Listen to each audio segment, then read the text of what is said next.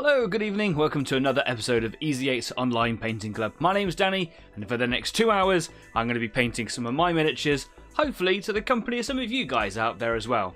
If you're new here, Easy 8 isn't a tutorial show or anything like that at all. It's a place where you can come along, bring your miniatures or anything that you're painting, or just anything that you're doing hobby-wise, or just come along and chill out. Make some friends over here and talk to us about your hobbies, wins, your victories, things to celebrate, or maybe kind of have a chat with us about things that you're struggling with. Maybe you're struggling with motivation, maybe you're struggling with a painting technique, or whatever it is that you might be doing. So if you are struggling, come and have a chat with us. If you're having a good time, come and have a chat with us.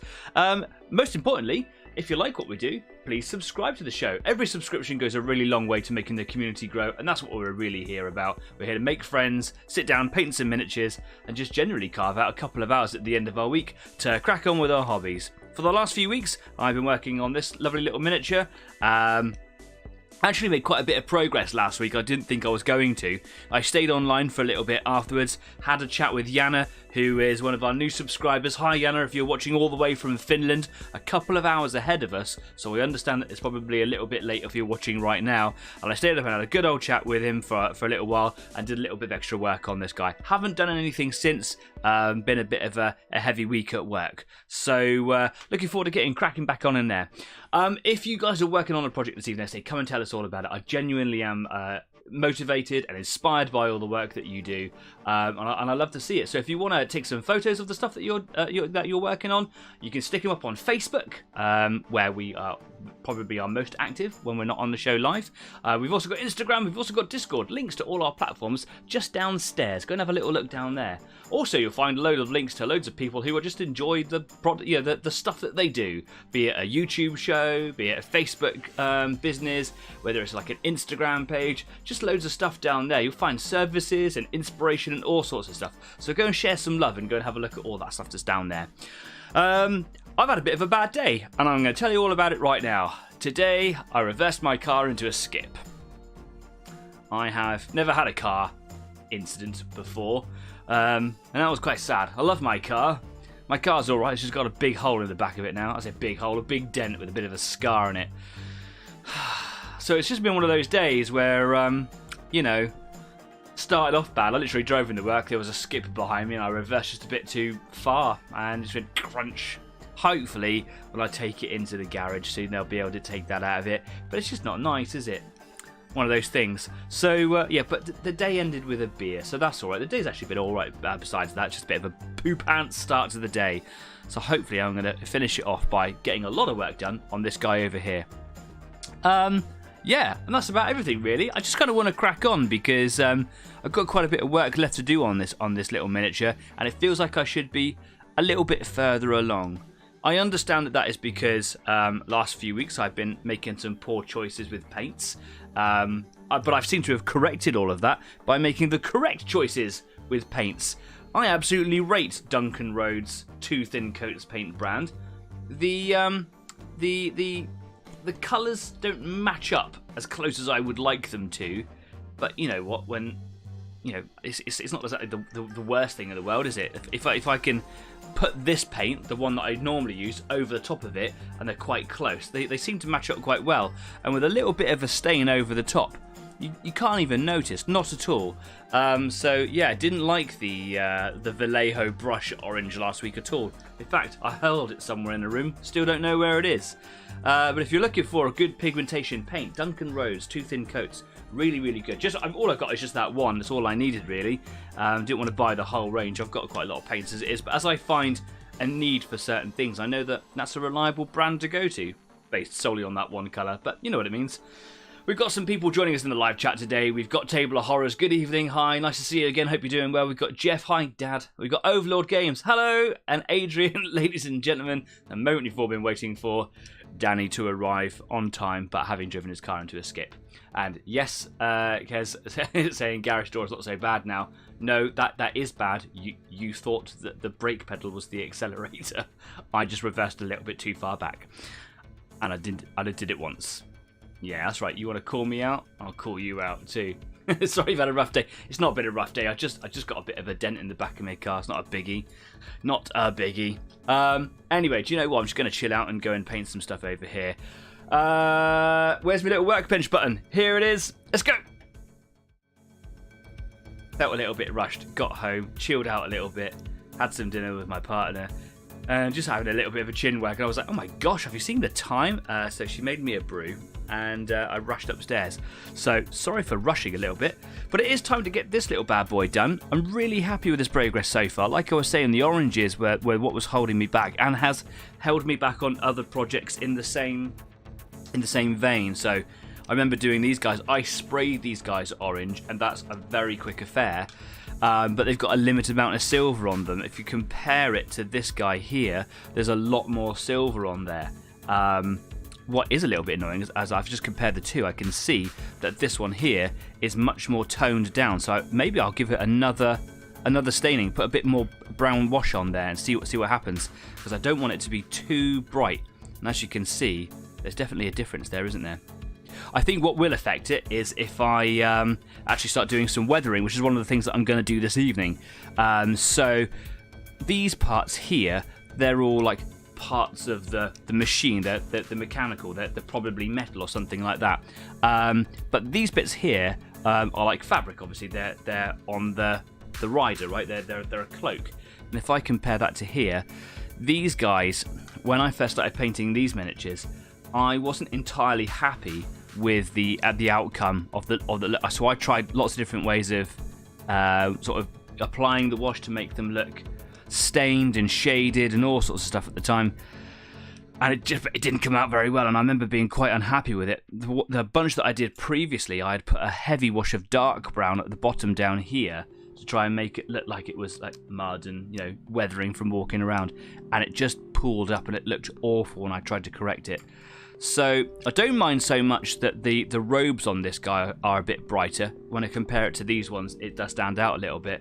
So maybe a slight second wash, but otherwise I think, but by applying the battle damage look that I've got on the robots here, like you can see, here's a very good area to kind of point out. This big patch here, and like on the shoulders are very good examples where I've done a bit of weathering, making it look like there's a bit of rusted metal and then bare metal showing through.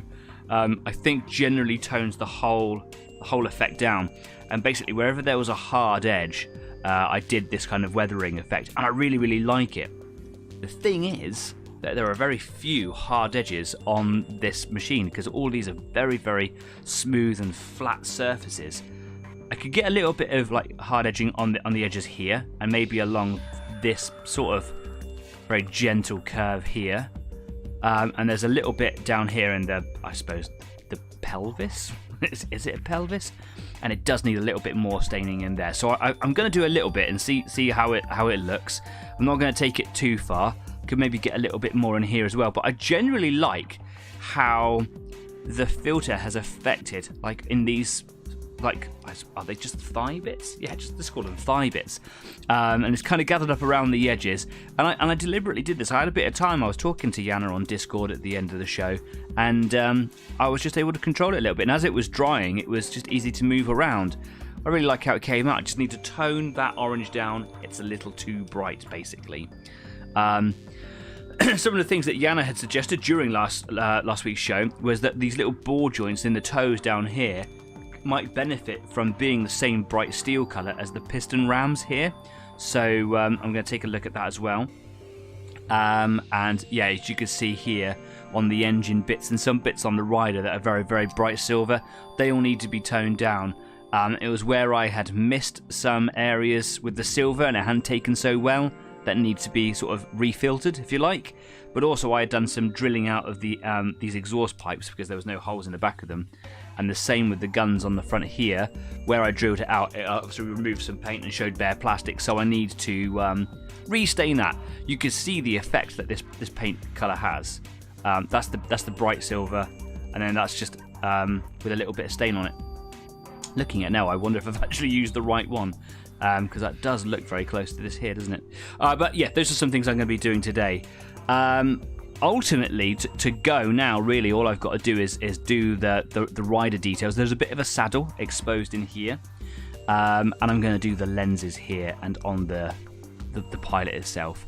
There's just a few little bits and pieces left to do now, and it's almost wrapping up time. Beyond that, I'll probably see if I can find a few little decals or whatever to make it like it's got some sort of, iconography on it, and then it's basing time. So maybe another week after this, hopefully I'll be back on track.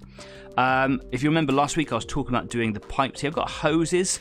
Hoses are good in black, but these pipes, they don't really stand out very much, and I'm wondering if I'm still going to try and do them black, or if I am just going to,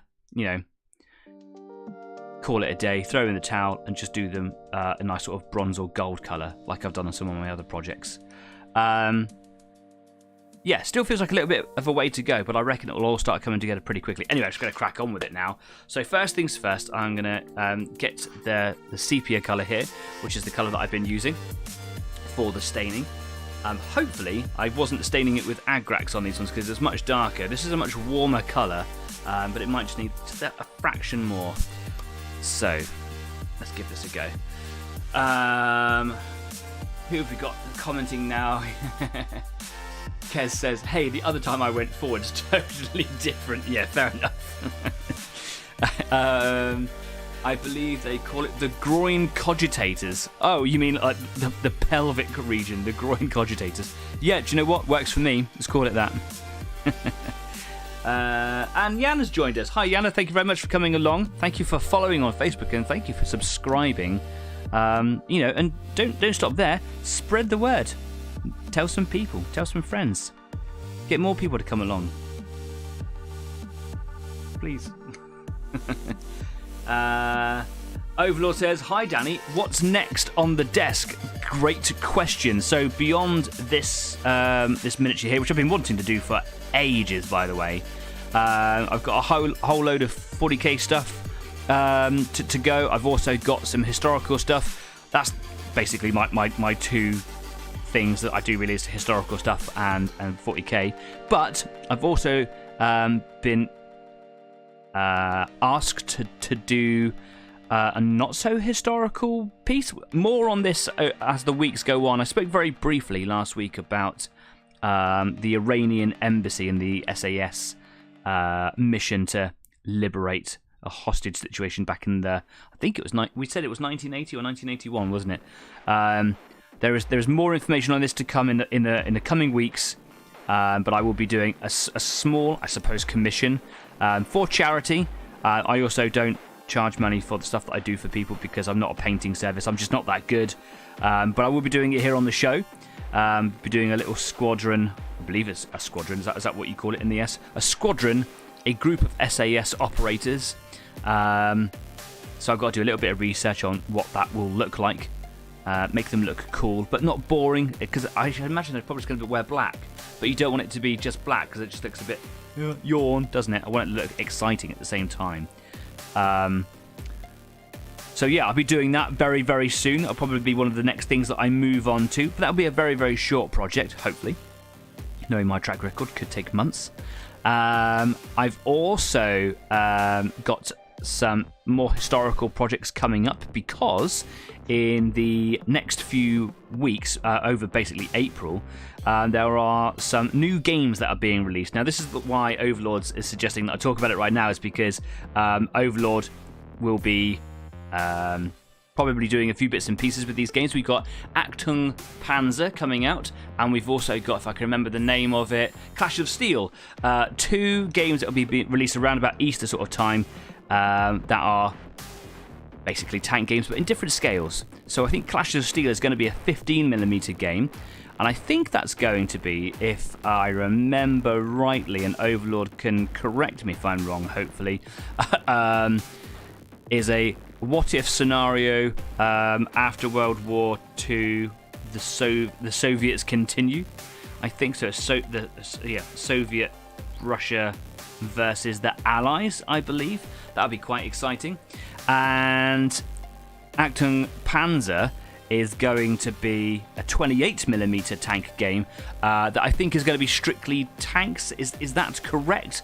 I'm very excited by both of these projects that are coming out, and they're both basically trying to sort of compete with each other to bring out their own little World of Tanks style venture. Very exciting for tank and model enthusiasts, very exciting for me, and I'd like to do something for it. so let me know your thoughts. I've got a few projects on the table lined up for that. More information on those to come as well. Of course, if you are looking for a historical tank or a what-if scenario tank game, get chatting to Grant over at Overlord because he knows his stuff and he also supplies their stock, so that'll be cool. Grant, do you know if you will be getting in supplies of products for each of these games? Is there anything on that front yet? Any word on that front at all? Or is it all pretty hush-hush at the moment?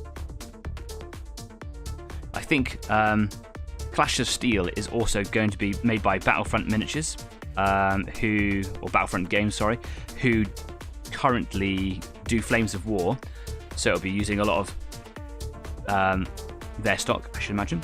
And I believe that Active Panzer is by Warlord. And there's actually a video with one of the guys from Warlord talking about how the game runs in a nutshell. It's all very exciting.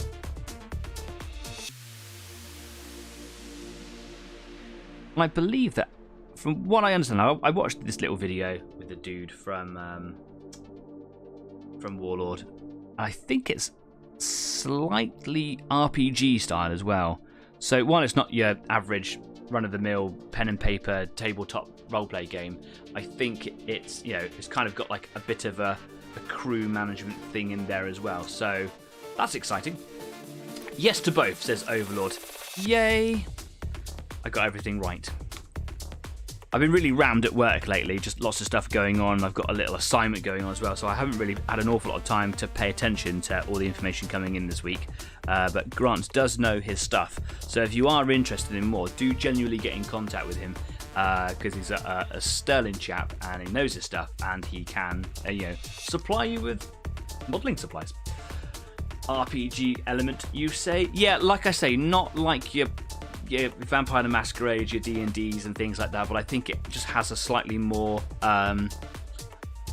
with regards to the crew, I think it's kind of got like a bit of a crew management system to the game, which I like the crossover between RPG and tabletop war games, and I kind of relish and warmly invite any kind of changes to games and things like that. Anything that's new, I like it. Let's bring it on.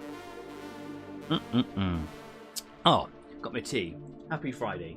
Cheers. Right, so I've got my filter colours back on there. That might dull everything down a little bit. Just going to let that dry as I work around. Going to be careful about pooling. Even though I've already done one layer of it, it could still pool and still look terrible. So I'm just going to make sure that it's not doing that. Look at this big blob right here. Let's push that up a little bit. Up you go. See ya.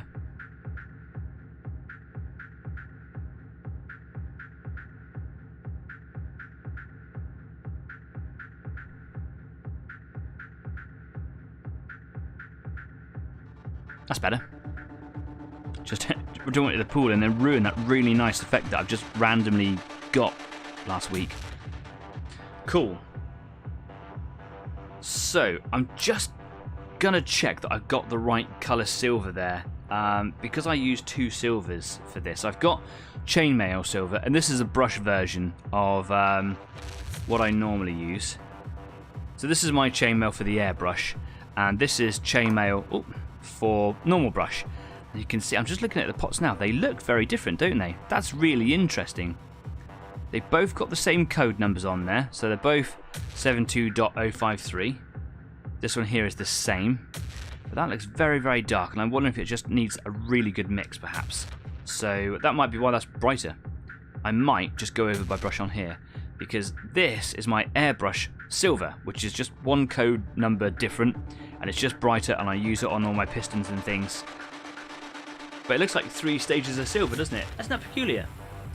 So what I might do, just to match it all up, I might just kind of brush over that bright bit here with this one here, knowing that it will cover quite well.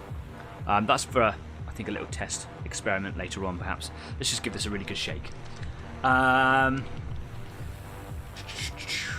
Crew management in a tabletop war game sounds really cool, doesn't it? Doesn't it? I really like that. As long as it's not too much over a broad scope. What I'm hoping is that you'll have maybe like 2 or 3 tanks or something at most, and it will come down to a little bit like I suppose, like Necromunda style games or Mordheim style games, where you have a squad of people or a gang of people, and you sort of look after their stats perhaps and their development. And I'm thinking that's probably the sort of lines that it will take. Yeah, so it'll be really interesting to see. Our own pre-orders for Acting Panzer are up tomorrow. Oh my god, it's like we talked about it. I had genuinely not known that. So, yay. If you're interested, head on over to Overlord Game Store. There's a link downstairs, and if that's not working, which it absolutely should do, just chat to Grant right now if you want to, or if you like, if you're watching this back on the replay, as quite a lot of you do, drop it down in the comments. I read everything, and do you know what? The more engagement that you do in terms of like thumbs up the video, subscribing to the channel, writing comments down there, all of those things individually in a positive way affect the algorithm. All hail the algorithm.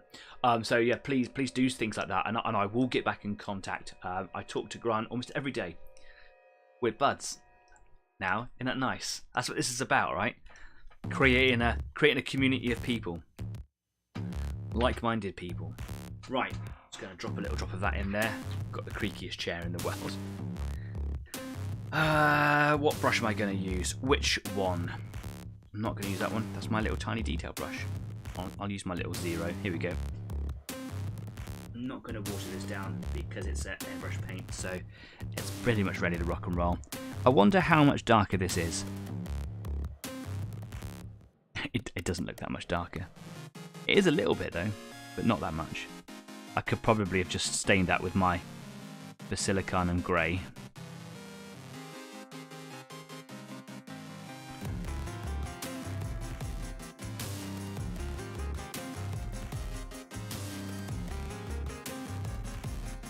Well, an opportunity to just make sure that I got every little bit.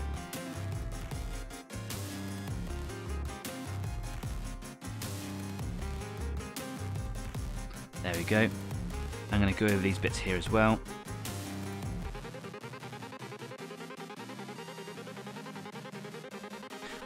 Once again, I've turned off the autofocus on the camera, knowing that a lot of my work is done at this sort of level, so hopefully it's all within the right sort of focal range.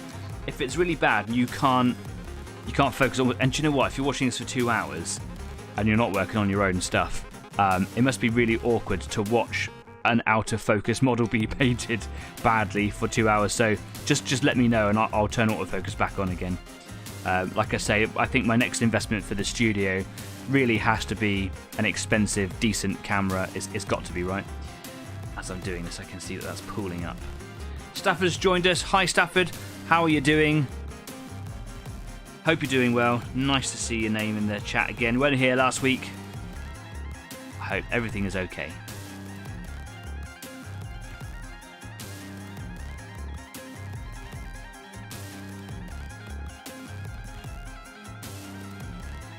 Right. Where was I?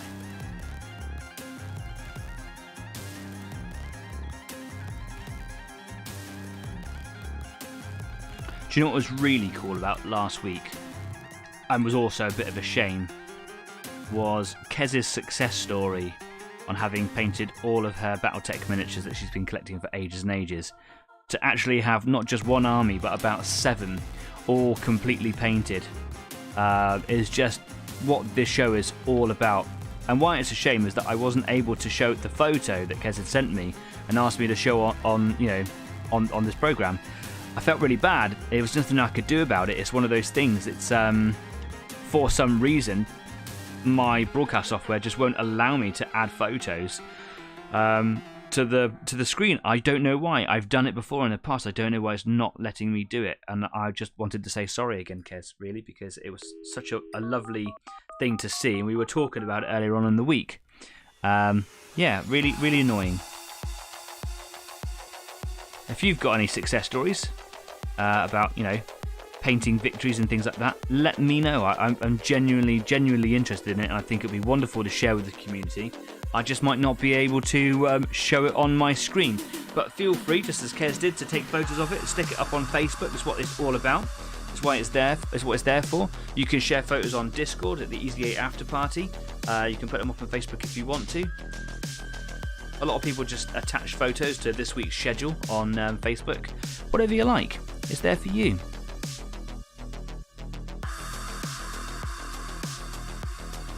But honestly, Kez, great job on getting all those miniatures painted. You've done such a better job of painting your collection than I have recently, so well done to you. And if anyone's interested in Battletech, wants to know a little bit more about it, or just wants to talk Battletech nerd stuff, Kez is definitely your person. I think Kez actually knows everything about Battletech, probably more than the makers of Battletech. So, you know, go and chat with Kez.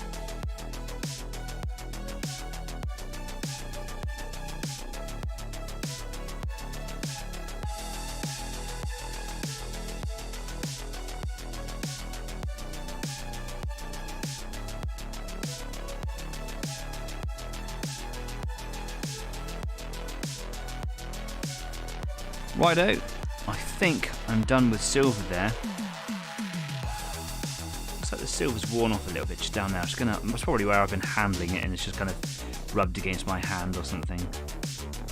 There we go, that's better. I painted these little bits that stick out of our, what did we call them, Adrian? Stabilizers. I thought that they were like bits that hurl around incense smoke, but gyroscopic stabilizers. Pointy leg bits.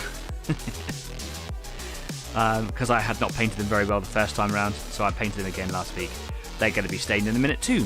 I think it would be nice to do a tiny little bit of silver dry brushing in there, just to kind of brighten up some edges and make some details pop again. That'd be quite cool, wouldn't it? The overalls in here are on this chap here, looking a little bit on the shiny side, but that will all dull down later on when I apply a matte varnish over it. Looking forward to doing that, because it'll just soften everything down. Mike's joined us also. Hi Mike, thanks for coming along. Nice to see you again. All good to us, says staff. Took my son to the gym last week. Oh, okay, cool. Yep, fair enough. Mike says it might be my old eyes, but I think it's ever so slightly out of focus. I think it's best if it's about 2 fingers height from the mat. Do you know what I will do? I will, for your pleasure, turn autofocus back on, as I said. There we go. Thank you very much for the feedback. It should all start playing ball now. Yeah, there you go. Lovely. Cool. Brilliant. No worries, says Kez. Jeff says the SAS team of 4 are mostly in black and deep grey, but if you can paint the bases to look like an Iranian-looking carpet, that would be great. I will do my very best. I'm missing a little comment that I know that Adrian just posted about the SAS teams. Here we go. The SAS and SBS operate as squadrons. Unfortunately, they were dressed in black for the Iranian embassy siege. Ah, there we go. Cool. Did I see that Kez is not working very well? Sadly, I'm not working anything this evening, or for the past 2 days I've been unwell. Oh, I'm so sorry to hear that, and I missed that as well. Because I was talking about exciting opportunities coming up, wasn't I? Pointy leg bits works best. Yeah, that's it, there you go. Kessin says, I wish I knew it all. There is so much. Well, chop, get back to it, right? I need to learn Battletech tabletop roleplay game one day. We played that once, I think, and it was fun, but it was very, very intense. As Kez is saying, there's a lot to know, but it was good fun. We got to pilot our own mechs. There you go. Right, what am I going to do next? I think next is to get some Basilicanum Grey. I don't know what I've done with it. I've got a lot of colours floating around down here. Let's time this up a little bit. I've got 2 pots of Basilicanum Grey going on here. I don't know which one is open. Oh, scratch that. 3. I've got 2 spare. There we go. Right. Going to give this one a good old shake. What I might do is I might drop a ball bearing or 2 in here to help kind of mix it up, because contrast paints, I don't know, I think they're slightly clay based or something, but they have this paste at the bottom. If I start to shake and agitate or stir this, that will turn the same colour as here, as some sort of base that affects the medium. And I think that if I add one of these things in, gifted to me very kindly by Kez, mixing balls. Shall I add 1 or 2? It's a big old pot in it. I'm going to add 2 just because it's fun. Thanks, Kez, by the way. Spurs, says Jeff. That's a good word, but pointy leg bits does sound cool, right? Spurs. I like that, spurs. Because he's riding, it's like a horse, right? 1. Oh, that was fun. 2. Oh, just as fun. I can see it bubbling away in there. Right. close that up. Make sure it's sealed properly because I don't want to spray this everywhere. Oh, that's satisfying, isn't it? Let's see how quickly this agitates. I can see it already going there. Look. You should put it on the Wazomatic. I wish I had one. I don't. Sad days. Sad days. Oh, look at that. That's so cool. Thanks, Kez. Really appreciate it. You need a Waz, damn it. You need a Waz. Love it. Now, Kez uses this little trick that I use, which is 50-50 water, silicon, and grey, and I apply it to all my metalwork. But Kez actually applies it to everything as like a unifying filter, and I would like to try that, but not maybe on this particular project, because it's going to match in with all my other stuff, and I haven't done that on all my others. But yeah, it'd be interesting to see what it would look like. I need a new project. It's working really well, really well. Oh, it's broken. Sit stab. This man just left the Citadel paint pot open on his desk. He is far braver than I. I was doing something with it. You're welcome. I put 2 in my pots as well. Okay. I think Grant was saying, from Overlord, was saying that he was mixing his paints, but the little ball agitator wasn't helping. Maybe, Grant, stick 2 in. See what happens. Chuck a handful in. That's worked really well. I like that. Cool. Gloopy. Where shall I mix it? I'm going to do it over here. I'm going to get some water here. Do you know what? When I was setting up the show and I was running just a little bit behind, as always, I was thinking to myself, got my lights on, the desk's all set up, everything's running, all the cameras are in, all set up, ready to go, and the microphone's ready. Everything's running, and I've forgotten something. I put my cup of tea down. I was like, what have I forgotten? And I've just realised, dirty paint water. What can you do, eh? So, I've got my airbrush water here, which if I squeeze it, I get dropped, so I can control how much comes out.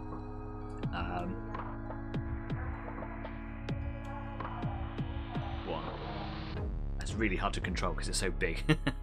What I'll do is I'll just undo this. Is perfectly clean water here. I've just got my little pipette, and all I'm going to do is just drop a couple of drops in there. If I went 1, 2, 3 drops of water there is fine.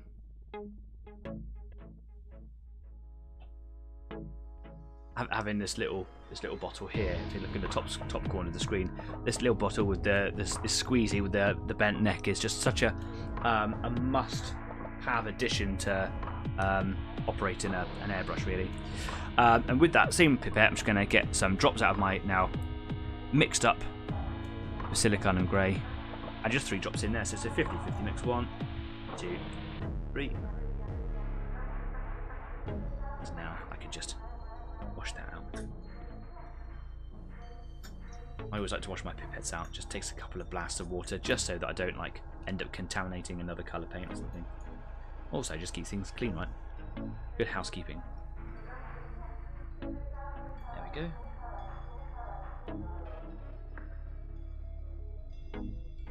Lovely. And now, just for Table of Horrors, and close it up. Okay. Anybody tried those Vortex paint mixers, says Yana. I have just here. I call it my Wazomatic. It's one of those cheaper 30 quid ones from Amazon or whatever for doing nail varnish things. It's not as good as a Vortex mixer. It has lasted me a couple of years and it died on the show a few months ago. Kez has a Vortex mixer, saying right there, yes, and I love mine. Kez brought it around to my house the other day so I could have a look at it. And while it is fundamentally the same as this, the quality and the actual effect of the vibration is so much stronger, as you would hope for something that is 3 times the cost. So while it is a pricey thing, if you have the money to put into improvements into your hobby, it is definitely worth buying. And one day I will get one, but right now I want a nice camera right here. Yeah. I left Nuln Oil open on my desk once, went to pick it up, and now my gaming chair has all the recesses filled on one arm. Yeah, I've done the same with Drutchy Violet, and it's an awful colour. Look how horrible that purple is, and it's all over the compressor of my airbrush. And this particular stuff is worse than other shades. It's really thick, and you can't remove it. It does not come off even with alcohol. it took a lot of cleaning up, and I can still see spots on it, and that happened 6 or 7 years ago. What can you do, eh?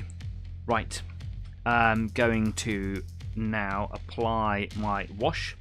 I'm just going to mix that there a little bit. There we go. Going to apply that to the metal areas that I've just painted. Should be dry by now. It is.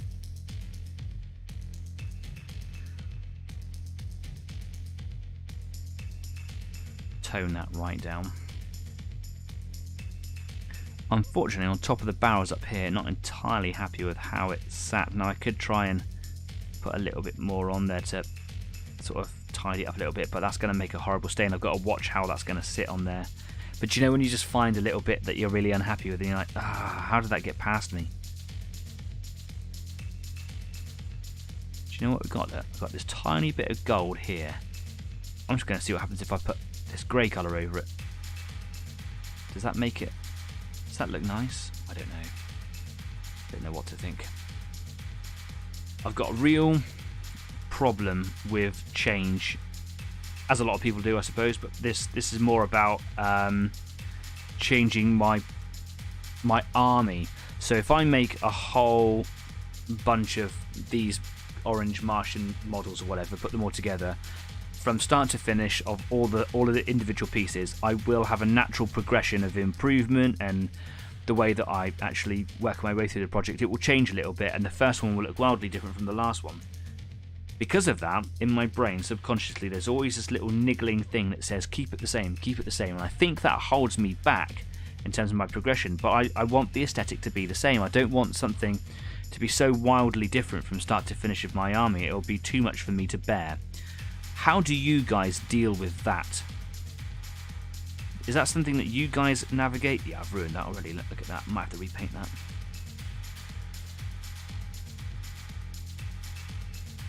Because I want to try a project here rather than using all the browns. I mean, I could use all the browns, but I want to apply a unifying wash all over like this. Like Kez does with her Battletech stuff. How do you guys feel about that? Is that a problem that you guys have?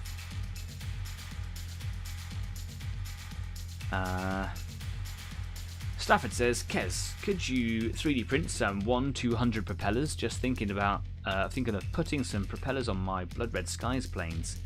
That's a very specific ask, isn't it? If you have a look on Thingiverse or Cults 3D, they are very good places to see if you can find the correct files. Because I bet you there are different types of propellers, even for that smaller scale. Of course, if you really want to ask the pros, get yourself onto 3D Gizmo Facebook group. A crew who myself, the Easy 8 team, we get on with them so well. They're such a lovely bunch of people. Dave and Simon we met at the Tank Museum. Just generally real nice bunch of people. They are absolute pros when it comes to 3D designs, printing, problem solving.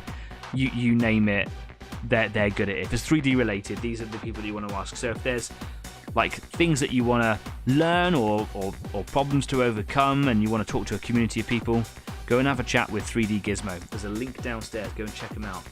But also, if you want to find some maybe cool prints that you don't know where to find them, maybe these guys will be able to help you out too.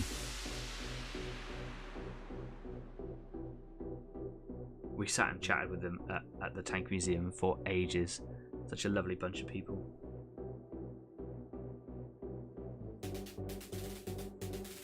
Hi 3D Gizmo if you're watching.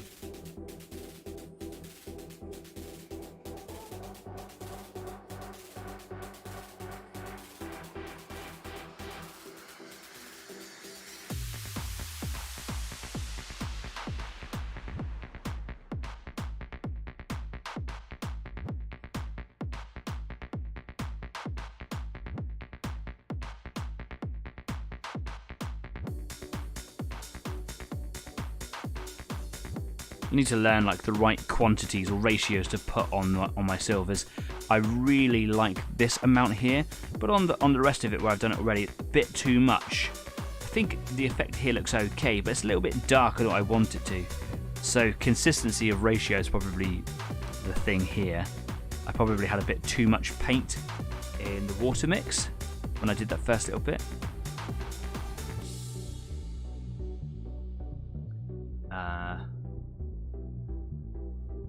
Jeff says, "Staff, if you want clear discs to look like moving propellers, or buy jets."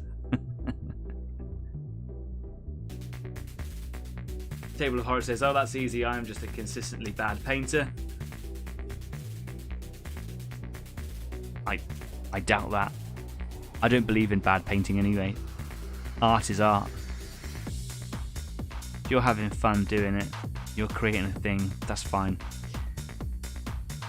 I think we can get better, we can improve over time, like our skills and our techniques, but I don't think it's such as a bad thing as a bad painter. Have a word with yourself.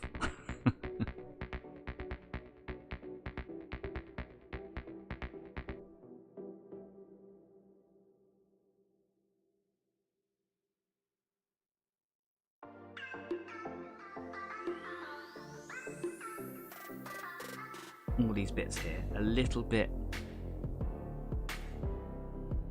squinties, all very difficult areas to get in there. And I'm just trying to make sure that I don't get any of this black too much on the orange, because if there's just one little bit, it will really show up, and I don't want that to happen. Just trying to get this grey-black shade onto the rider's armour and the little bits around it where I've missed it in the past and stuff. So when I first started painting him, I just heavily missed the silver area up here. Probably just excited to get started on this project that I've been wanting to do for such a long time.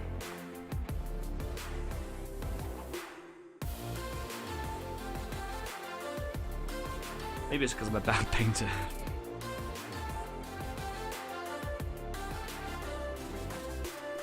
Got to get in there on them leg guards, haven't I? That's looking a little bit bright in there now. Make sure I've got everywhere around before I get in there.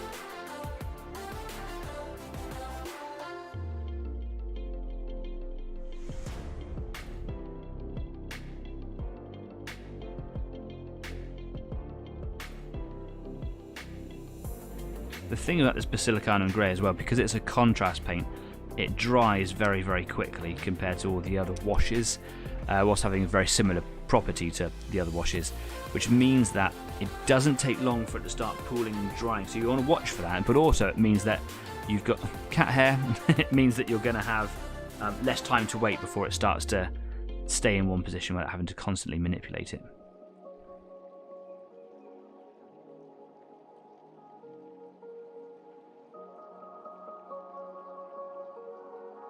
Not so bad on top of the guns as I thought it might be. I think I might come and actually do a little bit of dry brushing, and just to brighten up some of the darker areas of that grey. Or silver, sorry. Yeah,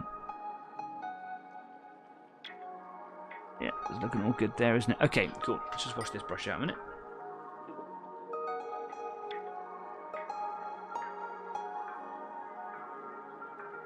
I'm going to go to my tiny 3-0 brush so that I can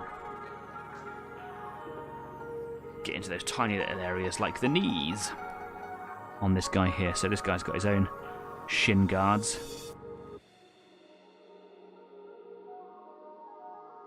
Brush needs a bit of moisture in there.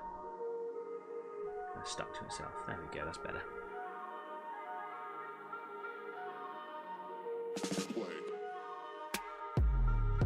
I've also got just the edges of the saddle to paint in there as well, so I'm going to try and get in there with a brown in a bit.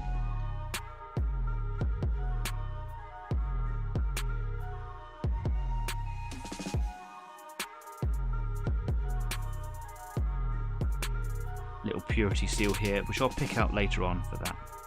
I'm not going to worry about that right now. I've also got the, I don't know, the chest piece in here for the slave dude in there. I really want to do that, all sorts of bronzy gold colours and silvers or whatever, but I just can't because it's so closed off in there. And if I was building this, I'd build it in sub-assemblies and paint that way. So I'm just going to leave it as it is. A shame in some ways, but you know, work with what you got. I didn't build this, it was a gift pre-made to me. Someone was clearing out the collection, and I'm just very grateful to have it. I do have another one on the sprue in a box, so yeah, one day, future project, I'll build that one myself, and I'll probably do it in a sub-assembly.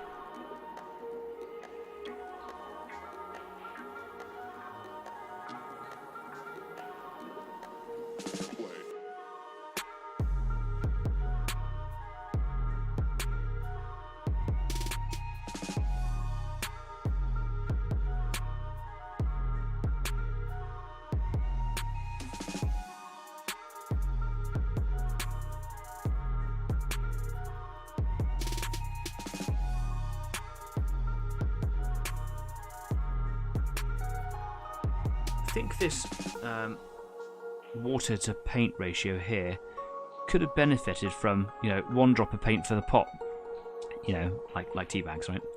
1 for the pot. It's a little on the watery side. I would prefer just a little bit more pigment in there. Otherwise, I do prefer it over the darker one that I did last time. 1 for the pot. So it was 3 drops each, wasn't it, of each? And then if I did 1 for the pot, I think it would be quite nice. I'm just watching that focus come back into view. Come on.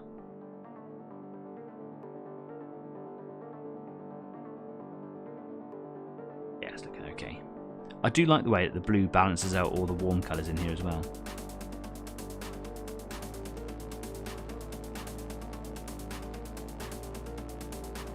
Every time I put this grey colour in, it's just running down the inside of the cloak there, a little bit out of control.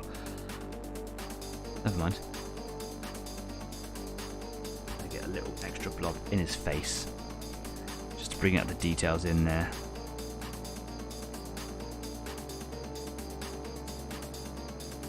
I am going to just get a little bit more of this colour here, so I think it's going to help.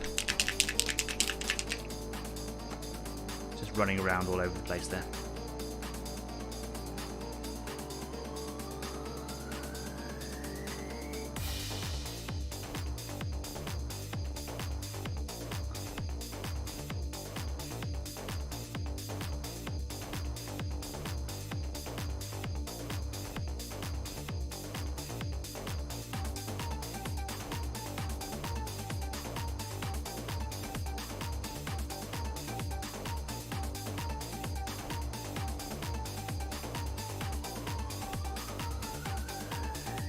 That's worked a bit better, yeah.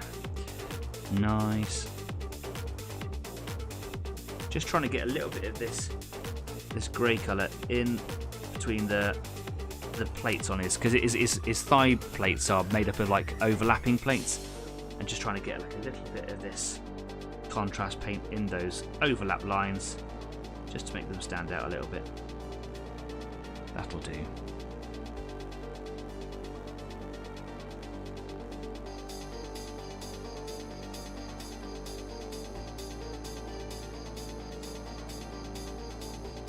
Ultimately though, who cares? Have fun.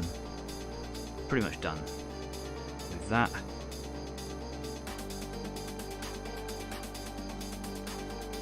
Just make sure there's nothing particularly over the top standing out.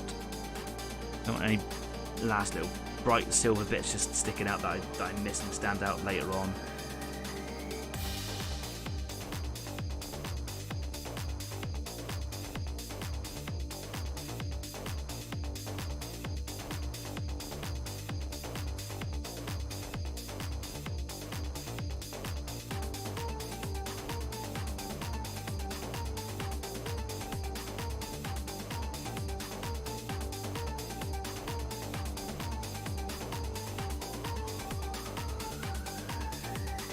Okay, and I have just realised one bit that I have forgotten. Sticky out leg bits. I nearly knocked over the contrast paint table of horrors. Me saw what happened live on air.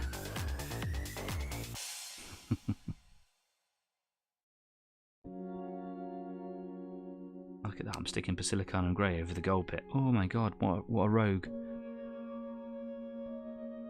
Oh, I like it. Why haven't I done it before?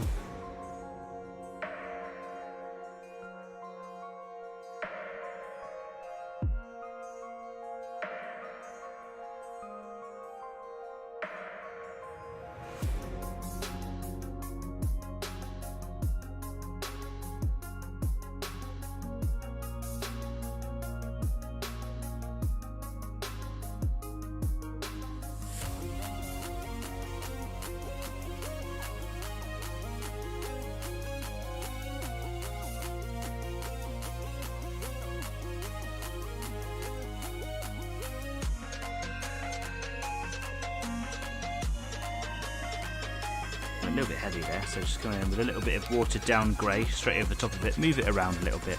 I didn't want to come in directly with water, just wash it all away, but if I come in with the pre-mixed stuff, a little bit easier to control.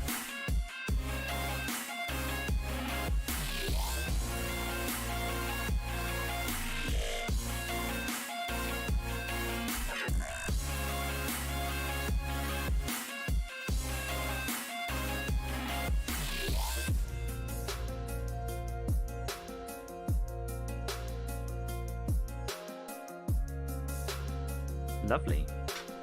Okay. So, this part of the gun up here, I haven't painted it properly yet because I want that to be black.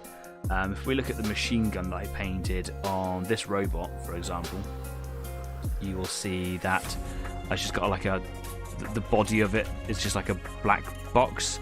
I quite like that. I like the fact this is black and with bits of brushed steel on it.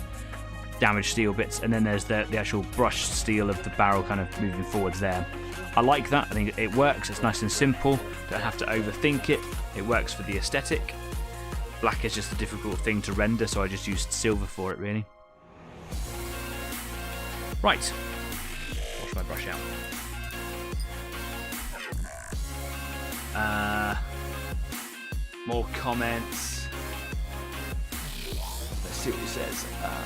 Oh, there's so many comments going in that I've missed.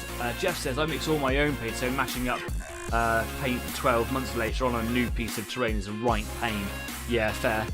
Staff, that is possible. Can I get clear? I can get clear resin. Oh, that'll be exciting, won't it? My World War II tanks are not painted badly. The mops are just very worn. If you want to do Jeff's idea, then you'd probably be cheaper to buy them, or I can just print some solid props. I'd love to see what this all comes out like. It would be great. So if you do print these and you put them on your plain staff head, I would love to see them, take pictures of them for me. Clear plastic, thin clear plastic, and the right size hole punch instant moving propellers. Yeah, that's a really good idea, that, actually. Yana says, I think you should get one of those paint pot holders. I've got my own 3D printer, so I can have a go at making them. It used to live just here, actually, the 3D printer. I turned it on to do some prints for some stuff at work, and it all jammed up. Not the actual feed of the plastic coming out, but the bed came up and it didn't heat up, and then there were all sorts of heat warnings firing off. I was like, I do not want to leave that in the attic of my house or my studio beside all of this stuff, or just anywhere. While it's having a hotbed problem, so I had to take it downstairs, and I was going to take it all apart and rewire it all, but I was able to manually heat the bed, and I've still got some stuff to print on it, so it's currently behind my chair on the floor, because it weighs a ton, even though it's quite a small thing. But yeah, it was there, it's not there now. But yeah, I could print my own paint pot holder. Next time I won't talk with a mouthful of tea. How rude. Cool. What am I going to do next? Gotta let that contrast paint sit on there. I think what I'm going to do now is, waiting for that to dry, I might pick out a few more bright steel areas. So using my silver, here's my silver. This is the bright one that I use for the piston rams. I will go over all the little bore joints. There are 2 on each feet, so there's like the toes here, these little toes that stick out. There's a bore joint here, and there's one on the inside as well, so like you can see that one there. But also on the sticky out bits, sticking in it up, there's one just in there as well, and I really like that. I could also do these little shoulder pieces in here for the little grabby arm bits. I hope that won't be too much detail for an area that doesn't need it. This isn't specific to this model. I don't want it to be too busy, but I think it might look alright. I think it might look okay. I am concerned about this breastplate thing in here. So, like I said, I'm going to leave that. But if I come up with a bright idea between now and the project being finished, then I will have a go at it. But I don't know what colour to do it. I don't think it'll be orange. It shouldn't be this blue colour because that's just overalls, and that is clearly some sort of like solid contraption built around his chest. Maybe it should be like brass or something. I don't know. Answers on a postcard. Let me know what you think. You guys come up with some good ideas. So, yeah. Anyway, what I'm going to do now is I'm going to get some of this ready to go over the ball joints.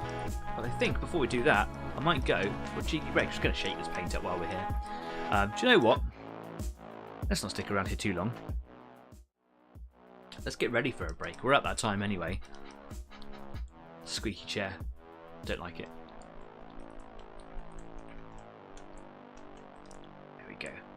Right, paint is all shaken up, ready to attack those ball joints. It's had a lot of wash on it lately, recently, so I need to just kind of let it dry for a minute. Don't want to touch it while it's wet. Let that dry, get the ball joints on there. And what else should I do next? I think we're at a point for weathering, aren't we? So I might be able to start doing these little engine cowlings here. Do the shin plates as well, and the little, what did we call the pelvic region earlier on? What did we say it was? I think that I can start doing all of that weathering effect. So if I go back to my robot here, you can see how I've done the patchy, blotchy, weathered, rusted effect on it. That will hopefully tone the orange down as well. I'm actually starting to think that I want to do a layer of varnish on it at some point to help protect it. I definitely want to get a slight dry brush of silver on the silver metal bits, just to kind of make some of the details pop on them. Yeah, lots to do still. Groinal cogitators, right in the cogitators. The noodle, yeah, that's great. Time always flies so fast painting here, but do feel free to come and join me after the show on the Discord channel on the Easy 8 after party. I often stick around for hours afterwards. I will be doing so today. I've got the day off tomorrow with my partner, so I don't have to go and go and hang out with her this evening. We got tomorrow together, which is going to be nice. And she's really tired anyway, so if I went downstairs now, she'd be asleep. So yeah, whatevs. Yeah. Let's go for a break. In the meantime, go change your paint water. I should see you in a minute. Bye.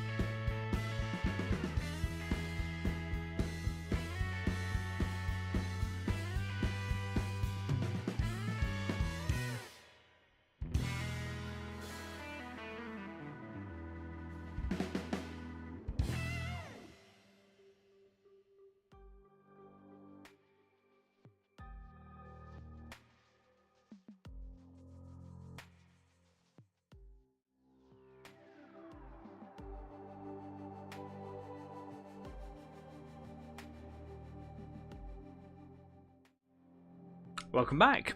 I went and got myself grown-up juice. Happy weekend. Cheers. Oh, yum. Oh, that's a strong beer. I like that. That's very nice. That was given to me a gift today by someone at work for doing good things at work. Cheers, mate. Yeah, hope you're having a good evening so far. I've just decided during the break there just to have a little go at putting a little bit of fresh silver via dry brush onto some of the stained silver areas that we've been looking at. I say stained, but you know what I mean, like the washed bits where I made it look a little bit darker. And while I quite like what it's looking like, I don't think I've got the best brushes for dry brush. I think I need to invest in a decent dry brush or a set of dry brushes, and unfortunately, knowing what I know now, that's going to be quite expensive. What can you do, eh? So I'm just ever so gently doing it. I'm not going in with some sort of crazy effect.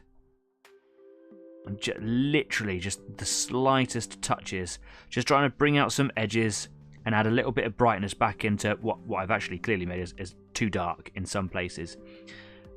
Because of the brushes that I've got are quite inadequate for this dry brushing technique, is I'm finding that I'm getting brush strokes on there, and I'm desperately trying to remove the paint from the bristles without removing it all. It's actually really, really difficult. I don't have a texture palette either, which I suppose doesn't help. What I am getting here is good. It is okay.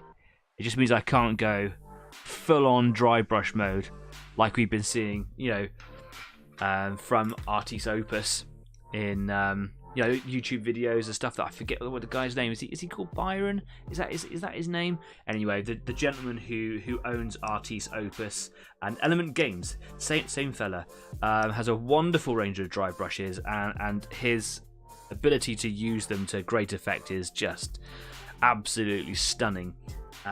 He's completely revolutionised dry brushing, and I have none of the skills or the equipment to be able to do what he does. So I'm just trying to do the best I can. And if he was watching me doing this right now, he'd be like, stop dry brushing onto tissue paper. Stop sucking all the moisture out of the brush. What are you doing? It's barbaric. And I totally agree. Like, I am aware of it. I'm just trying to bring in some sharper edges on my metal. Like, that's all I'm trying to do. Please don't kill me. So yeah, I don't want to go too mental. Yes, even that's too much. I'm looking at my brush going, that's hardly anything on there. Look at my hand, I've got like a little bit of glitter on my hand. What can you do? Anyway, welcome back. I hope your projects are going well this evening. Come and tell us all about it. Me and the guys over here in the live chat talk about it later on. If you're watching the show later on after the broadcast, write it down there in the comments. I read everything, and it really does help the show grow as well. If you are working on something, I'd love to know about it. I'm inspired, I'm motivated by all the things that you guys do. Share pictures of it up on Facebook, because we're over there as well. We're on Instagram, we're on Discord at the end of the show if you want to come and join me and the guys over there too. And please do subscribe. Every subscription goes a really long way to making my day and the community grow. We are getting more and more subscribers. A little bit slow going lately, but I think that's a natural, I think it's an organic process. People who want to be a part of the community are coming along and staying, and that's really great. And I'm so amazed by our growth, and I'm very, very grateful for all your company. So keep up the good work. Share, subscribe, thumbs up, like, follow, yeah, all those things. You know, subscribe. Just do it, please. That'd be great. Thanks. Anyway, take you straight back over to the workbench now, where I'm working on this little fella. Here we go. So yeah, I don't even know if you can see it. Like, it's a little bit too heavy here. I'm actually a little bit concerned that I'm going in a bit too much. All I'm doing is I'm literally just the most gentle flicks of my dry brush. I really like the feet. I think they've come out really well, so I'm going to try and be very, very careful there. I just want to bring up the edges, bring a bit of the sharp colour back in. Sometimes where the stain, the wash that I've used, the Basilicum grey, sits a bit heavy in some places, and it's just nice to have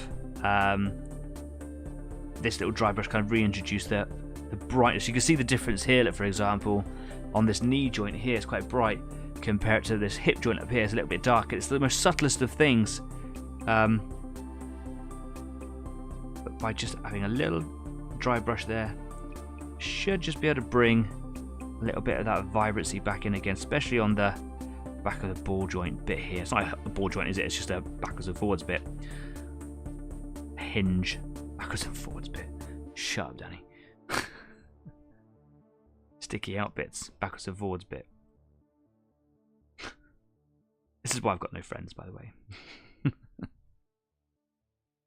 I'll bring a little bit of attention to his hands. There we go. Unfortunately, got a bit of stain pooling on top of the hands there. When it comes to doing my washes, I really need to start learning to take my time. Like, I think that whole brown staining thing took me probably about half an hour last week. And then on top of that, when we went into Discord after the show, probably I spent another hour doing it. But I think that was worth, just the wash part of it alone, I think is worth an entire evening. Not very exciting for you guys to watch, I know. It's not just about kind of entertaining you, it's about doing my own stuff as well. But I think if I'm going to start trying to level up my painting, I think I need to start focusing on my washes a little bit more.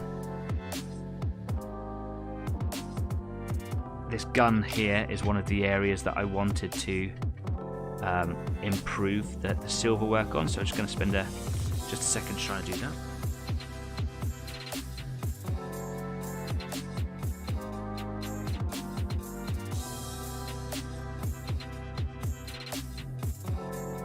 That looks a bit better.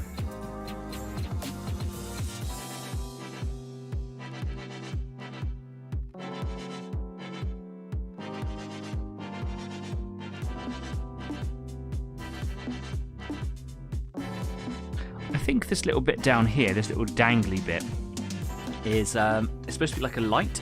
So I might try and do like a little light effect on it.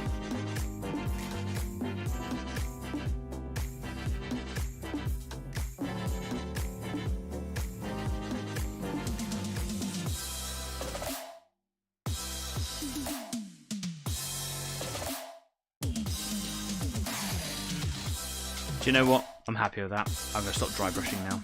Cool.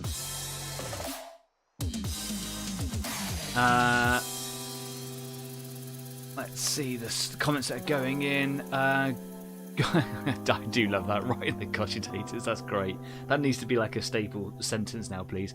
Got the Artis Opus dry brushes. Skill is still a big part, though, which I don't have, says Kez. I'm sure it will come. Table of Horror says, shame about Danny getting cancelled over his dry brushing. Could you imagine that? That would be great, wouldn't it? YouTube shutting me down because I'm so bad at it. Where am I going to put this brush? I have such a collection of tired oil brushes that I don't use. There we go. Kez says, Dan, you are better at working paint techniques out than me. Would you like to borrow mine and then teach me how to use them once you have worked it out? I would, I would love to do that. We could have like a little painting evening, get some people together. We should totally do that. I know that this is the online painting club, and that would kind of be breaking our tradition a little bit, but we could actually do like a get-together painting session, couldn't we? Obviously, that's only going to work for the people that are local. We are actually viewed around the world, which I'm very, very proud of. We've got people all the way over stateside. Hi John, I know you're one of them. You're my biggest stateside viewer. We've got people in Finland now, all the way over to Australia. Originally, I think our Australian viewers have probably moved on now. Different world, but we are viewed all over the world. Quite a high content of viewers in India, if I'm not mistaken.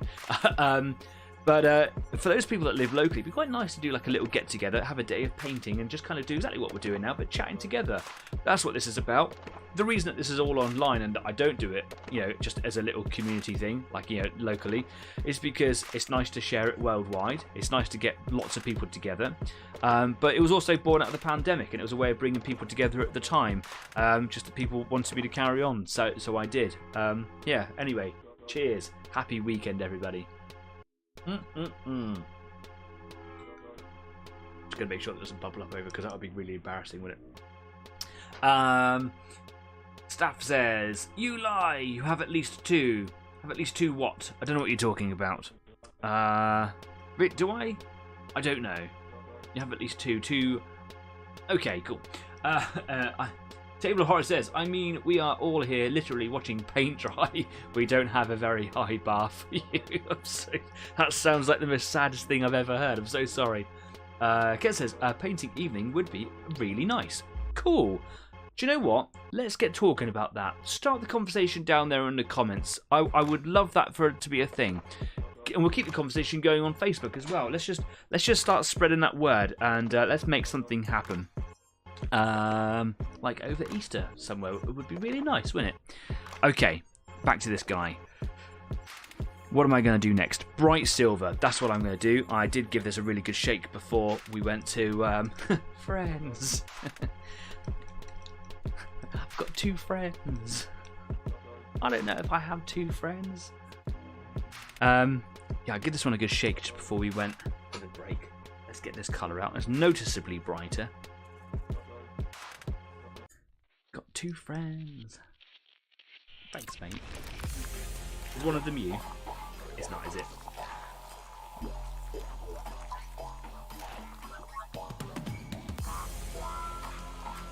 Right, silver, bright silver this is, and I'm going to go in on the ball joints.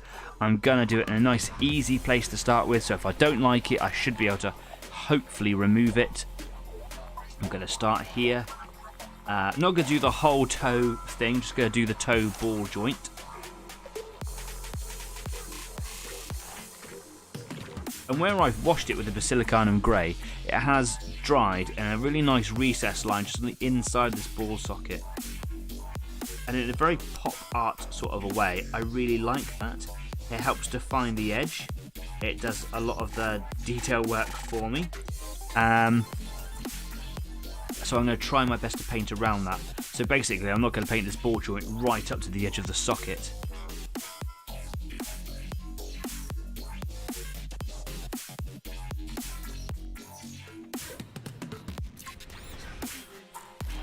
This is a suggestion by Yana, our latest subscriber, and I'm going to be honest, I really like that. It's a really nice suggestion. This comes as experience from Yana. Come on, focus. Focus! There it is. Sorry about that. This comes as a decent and experienced suggestion from Yana, because Yana's collection is basically Imperial Knights. And he was showing me last week on Discord. Really impressive collection of knights, really well painted. So if you're painting that many knights and stuff and you're looking at ball joints and whatever all the time, then you probably know what looks good. So thanks very much. It's clearly a good suggestion. I like it. And again, it's just a nice little way of bringing a little bit of attention to these little areas that get overlooked as just feet. But actually, it kind of shows you that the machine has, you know, it works in this particular way, and it's I quite like it.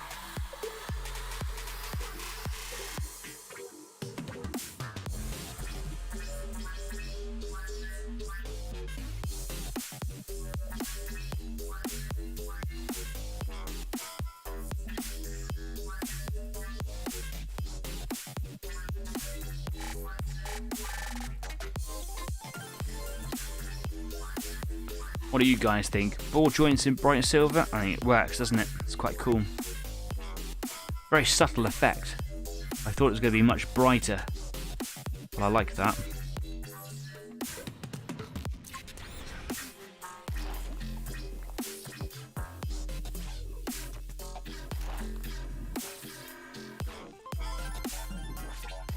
Excellent.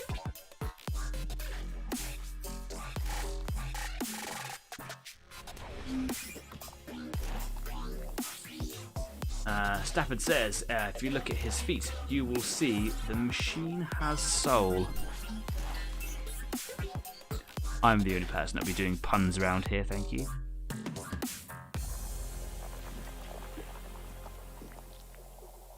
I did like it though, it was a good pun. I hope it was a pun and that you weren't like talking about something that's clearly obvious to everybody else.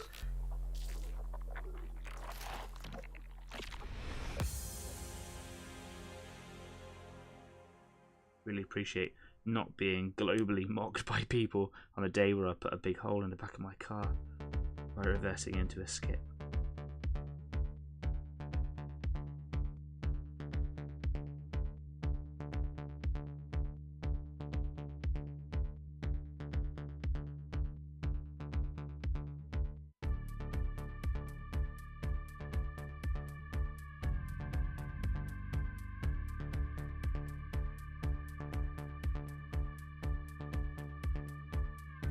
Okay, one more on the feet to go. That was actually quite quick. I was expecting it to take a little bit longer. I don't know why. Maybe I just got used to the fact that I paint really slowly.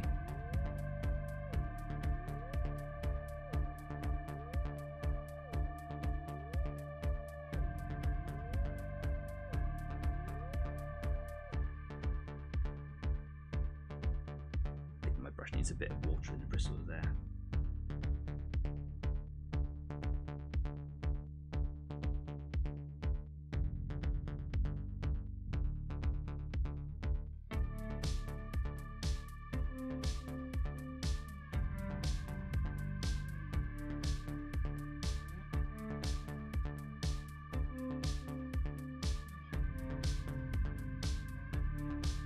You're absolutely correct, Yana. That really does look much, much better. What does everybody else think? Does it look good?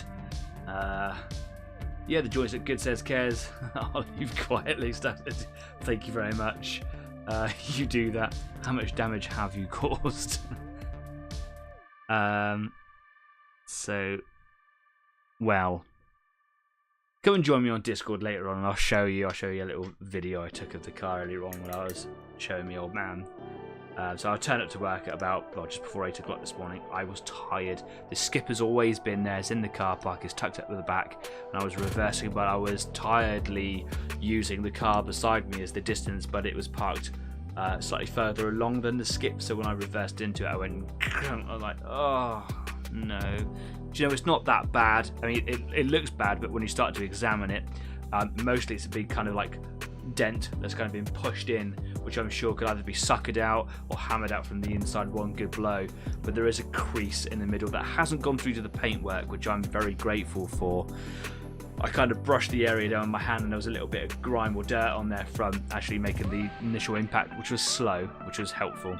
And it looks a little bit better since I wiped it, but could be better, but could be worse. Just stupid, just a silly thing, really.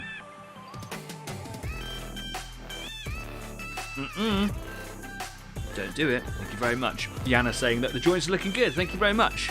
Yeah, you're right. It's a subtle little thing, and it really works. So thank you for suggesting. Right, just a few more ball joints to do. I've just seen a little bit. I just could tidy up on that one down there.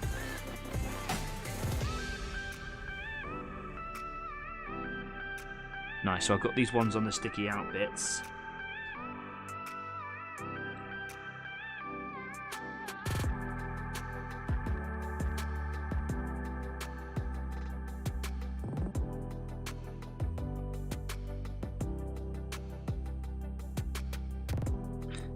I have a feeling like these little devices, these spurs, especially if they're stabilizers, as the machine's running around, they're going to be like waggling all over the place, aren't they? So these are going to have little ball joints that probably get worked quite a lot.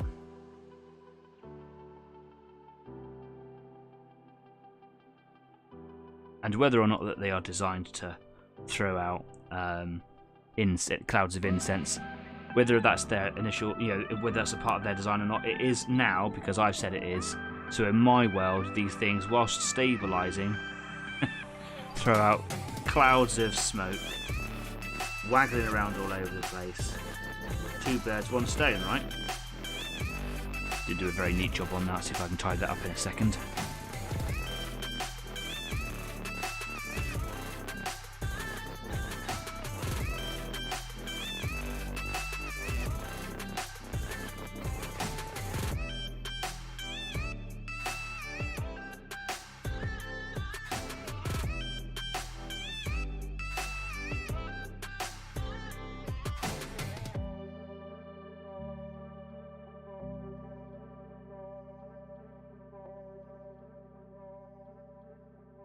Excellent. And now these little shoulder joints up here.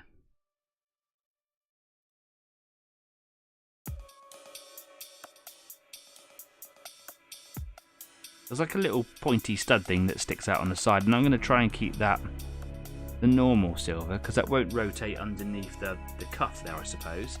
So it would just have bright silver bits around that, right?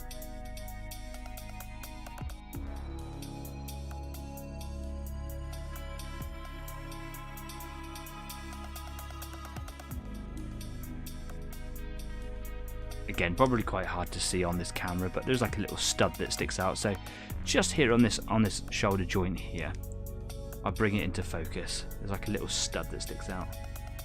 Going to show you? Is it going to show you?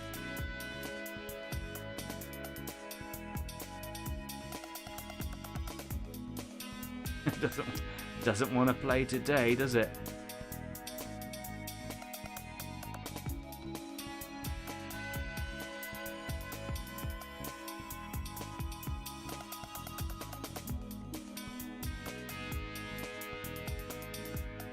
There it is.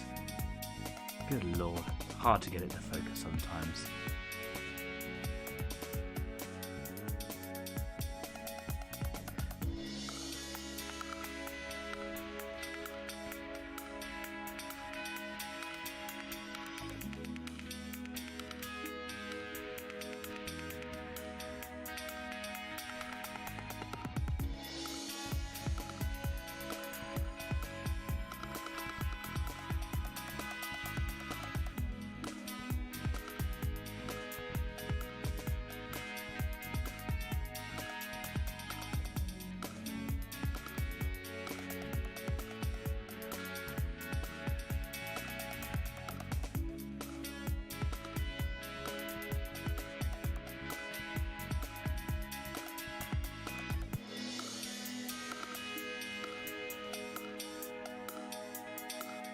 My concentration voice coming on strong there. Please stand by.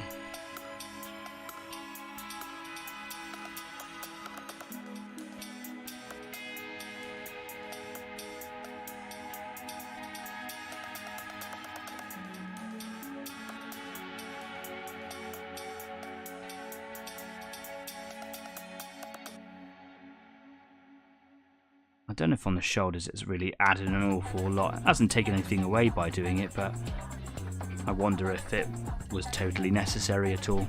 But it's done, so yeah, cool. Right. Let's find something new to paint. For funsies, I think I might just do the lenses. I'm going to add a little bit more, maybe not so much more white in the lenses, but if you can see here in this area, so if we take this lens here for example, you can see that I've got like a big white center to it, and what you can't quite see because the focus is a little bit out, that there is a recess around the outside where it looks like the lens kind of fits into the socket. If I was to add white ink into that recess would become quite white, but the middle bit, like this one here for example, just by luck of the draw has appeared quite darker in the middle, just by the way the ink has sat in there. That's because, yeah, there you can see quite clearly. That's the effect I really want from this, so I might add a little bit of grey into these areas just to kind of darken up the middle. And then I could add a little bit of watered down ink over the top. The idea of the ink is it runs, it gathers together, it pulls together a bit more like water, very intense in pigment. And if I was to add a bright blue layer into that, like this, we would get a nice sort of glowy blue effect in there, where it's brighter at its brightest parts and darker at its darkest points. So it's hard to explain when you don't know what you're talking about. So let's get a nice dark grey colour. Which grey am I gonna use? Could use Eshin. Eshin's probably quite appropriate. I'm not going to worry about giving it a shake too much. It's going to be a tiny little dollop going in. Let me get my little brush again. I'm going to take a small scoop from the paint pot. This is literally an on-the-fly painting idea. Kez very kindly said a minute ago, you're much better at like working on painting techniques. Really? Thanks for the kind words, but I don't agree. So yeah, let's just give this a go, see what happens. Table of Horrors is obligatory, you can't park that there. Well, I did. If you're talking about my car, I did park it there. How's the skip? Fine. Thanks. Cheers, got some friends here, haven't I? Well, that's Spitfires with blue bottoms. Oh, yay. Good for you.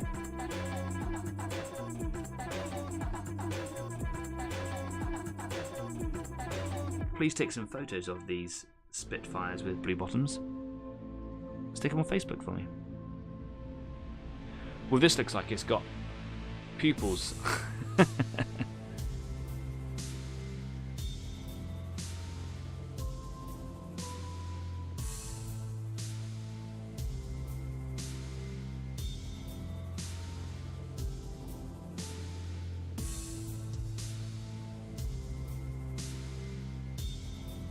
Okay, that's alright.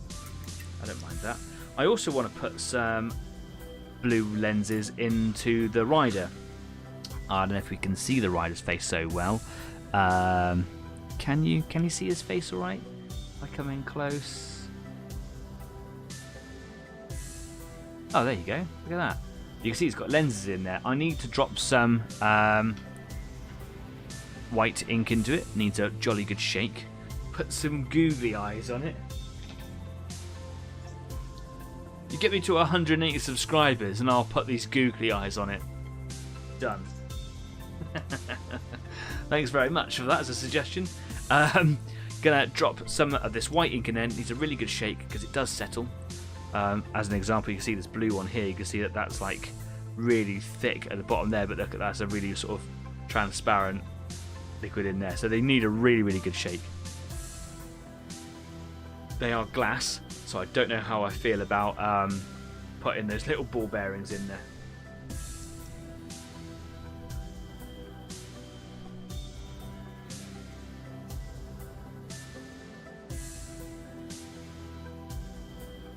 It'll be alright, won't it? It'll be alright to put a ball bearing in there. It must be. I'm going to do it. Oh, I'm such a rebel. It's got to be alright, right? It's got to be thick glass. Am I just getting panicky now for no reason?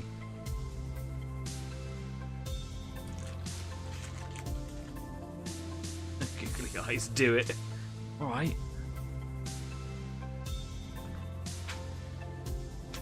Right, stay. Okay, they're not going to stay. Caught that. Pop you there. Oh, it's a tight one. Oh! That's right. Demasculate me on the internet. Cheers for that, thanks. Okay, here we go. 1, 2. They've gone into the depths of that ink. You're never going to see those again until I finish all of this ink. And if I use it just for lenses and glow effects, it's going to be a long time. Okay, cool. Here we go. That's okay, I don't know what I was worried about. Thick glass, tiny ball bearings, right?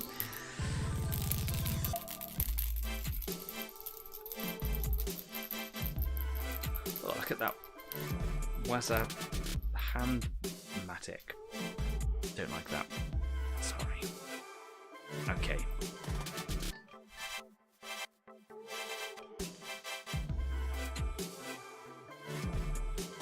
All I'm going to do is just stick a couple of drops into my palette there. There we go.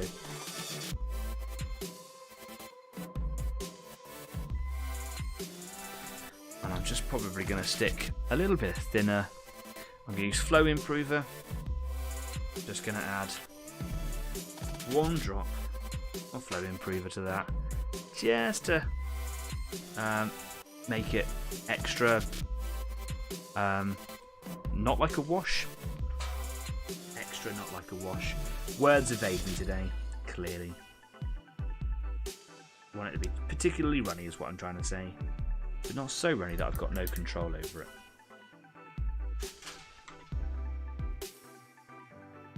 Okay, so get some white stuff on the end of the brush here, and I'm just gonna turn him upside down. His eyes are so tiny. I want to unload my brush of this ink. I'm going to tiny drop of it on the end of my brush. I've got a 000 brush made for doing eyes.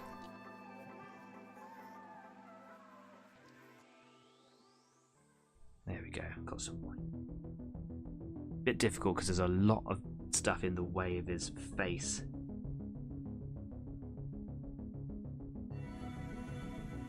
While I don't actually need a particular glow effect on his eyes, I just need there to be a bright background for them to put the blue ink in there later.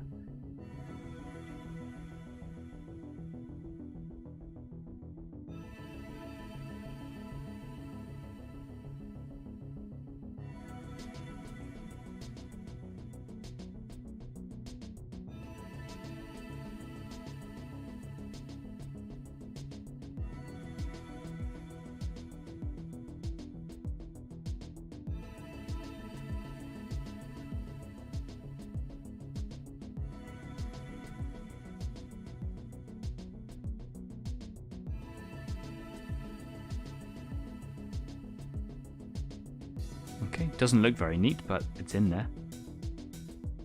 It says grey paint dry. Looks like it. Okay, here we go. So, just gonna get a healthy amount of this white ink on the end of my little brush here. And I'm just gonna drop some in. That might be a bit too much. That's okay. Wash out my brush. I come in with a damp brush now. And just see if I can pick some of that out. Probably just put a bit too much ink in there. Okay.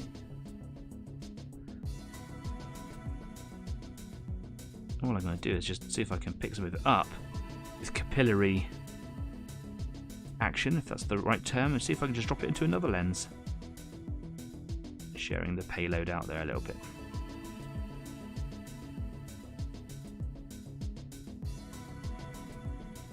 It doesn't matter so much if I get it kind of on the edges of the lenses. Because it will add to a little bit of a glow effect if I play it off right.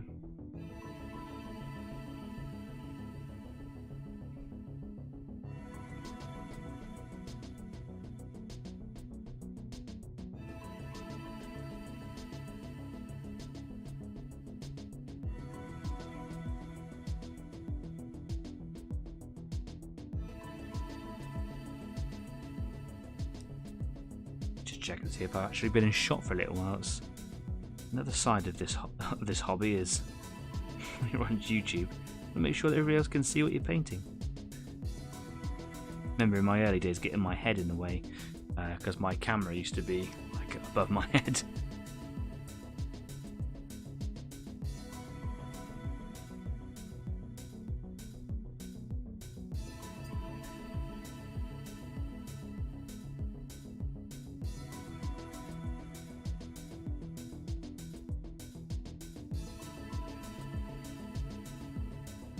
Okay, you can see what I've done is with the damp brush, I've just kind of rubbed away the white ink in the middle just to leave a little dark patch in the middle. And I'm hoping when I put a blue ink on there later on, that will help make a little bit of a glow effect perhaps. Or I'd be totally wrong and I should have done a white dot in the middle and then to make that like the center look really bright. Whatever. We'll see what that looks like later. Gonna add a little bit more white in there.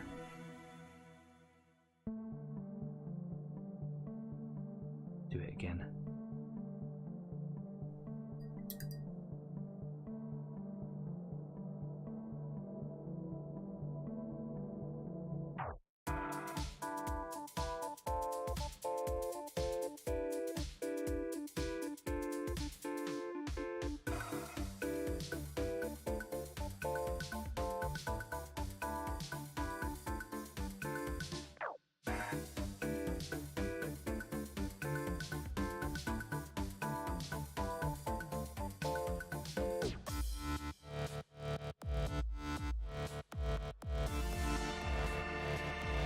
See what that looks like, right?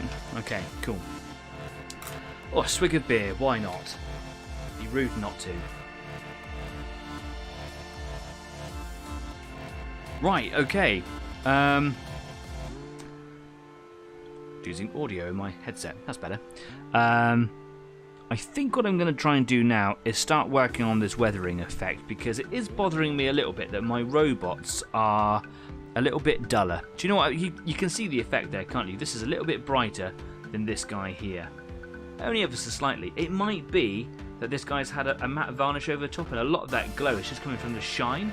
But I think if I start doing a little bit of that weathered effect on this guy, it should tone it down a little bit. So I'm just going to start very, very simply on these engine cows because they're going to be, oh, excuse me, they're going to be the easiest bits to do. So let's start on that now. For that part of the project, I'm going to use charred brown. I'm going to use a brush application. Am I going to use a brush application? I do like using the airbrush one. I'm going to do it. You can't stop me. Here we go, just because it's a little bit easier to use in small amounts because it's runny for the airbrush. Charred brown by Vallejo Game Air or Marron Carboniz. Yeah, Stafford says, is there any standard camo pattern for early war English planes, or is it just random lines of green and brown? Good question. Like I say, I struggle with camouflage patterns, and I'm not very good with planes anyway. Jeff says, do those inks fix well? What if water gets on them when it's dry?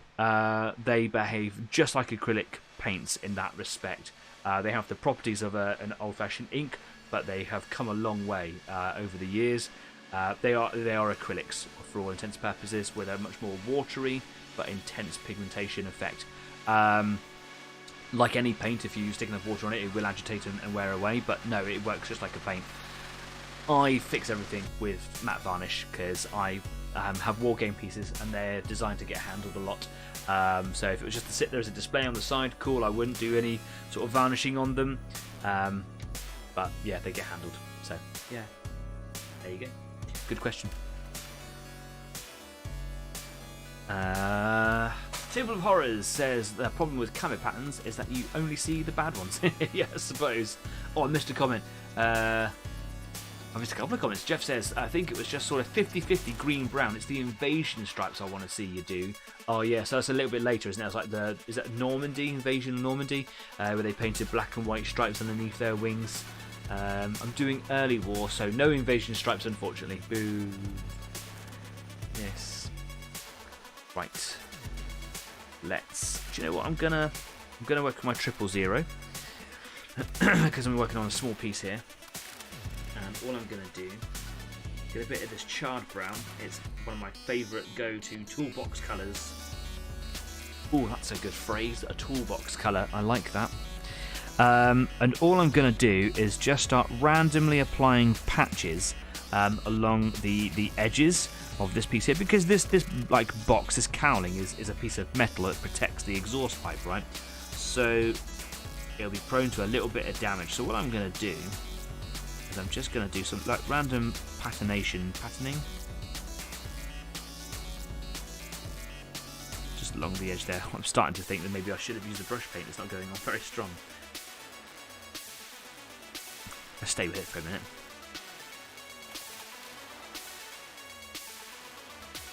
Yeah, I'm going to have to use the brush when I can see what's going on. Quite translucent.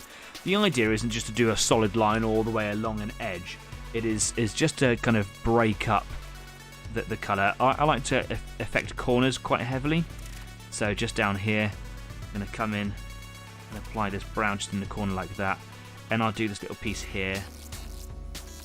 And then just some softer little bits elsewhere. If I am going to do the edge, I'll go right up to the edge, so I don't like to have a little bit of colour sticking out behind it.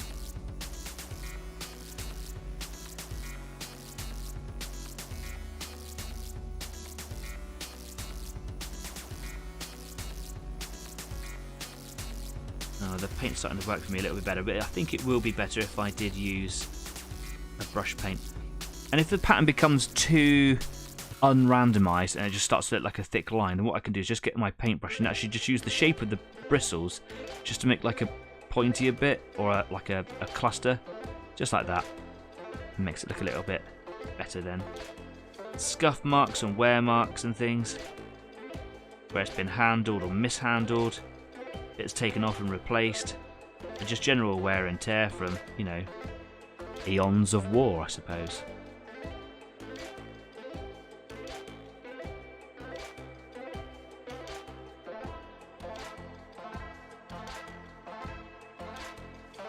And in some places I like to try and keep them directional from where the weathering might come in from.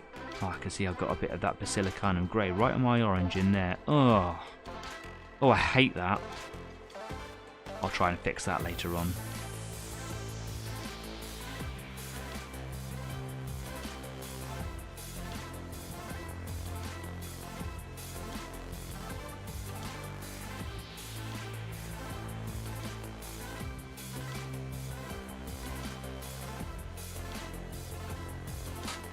Stick with this paint just for a second. I think I'm getting a bit more used to it here.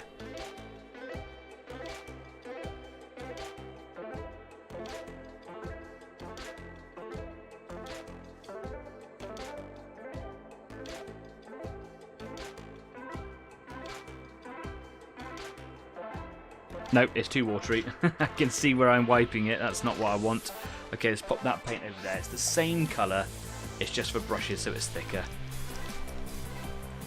we go. I'm going to put it in the same bit in my palette. It'll mix, it'll be fine.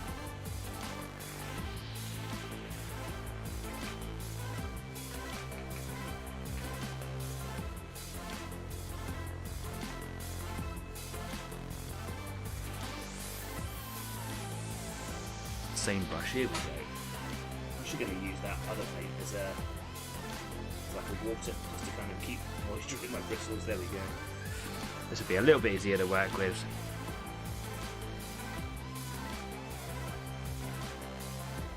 Oh yeah, noticeable already.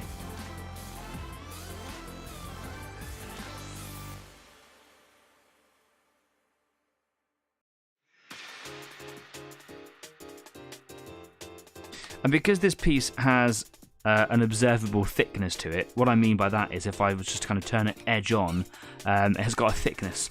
So where I've done the weathering here, I like to make sure that it was reflected in kind on the other side. Otherwise it just looks like it's a paint pattern.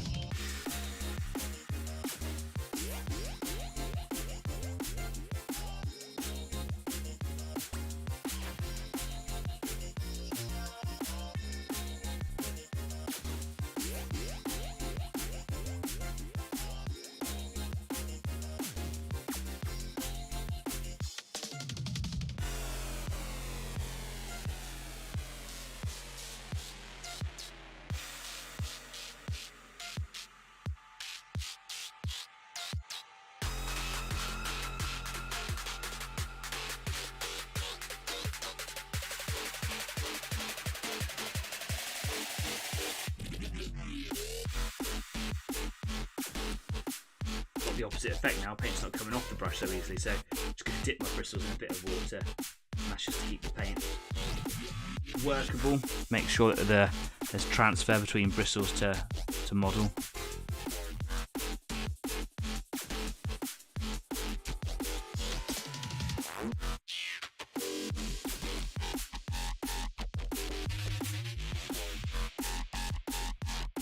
Make sure you can actually see what it is that I'm painting.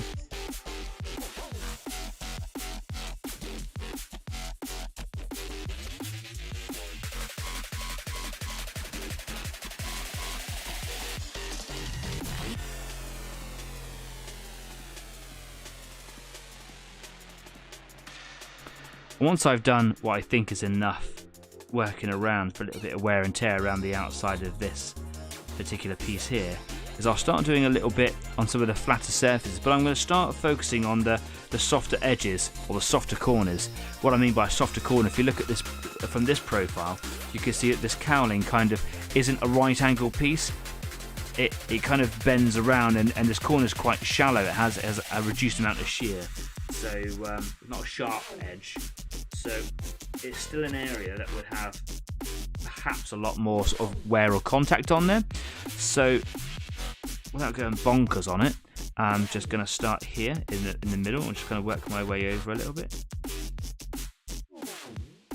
Just applying random sort of pattern, but building up from one area and working out a little bit. And I'm just going to travel that all the way along, because I think that because that curvature exists from here to here, it would be consistent all the way along, right?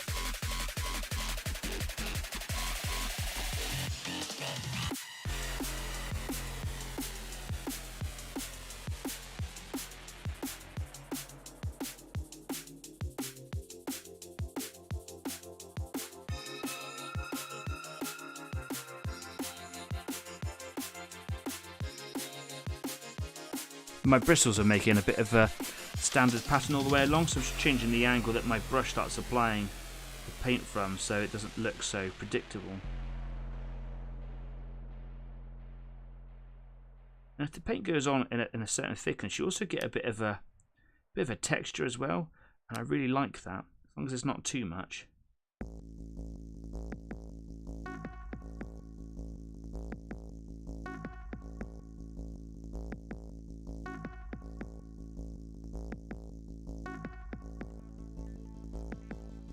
And it really adds to the softened effect of that orange.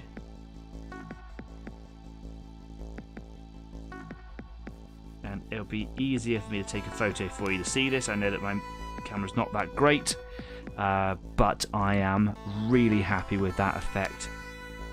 And it's a really simple effect to do. And I know that as amateurs, any of you out there who don't know how to do this effect might be thinking, oh, but pros always say that. I'm not a pro. This is a really easy effect to do.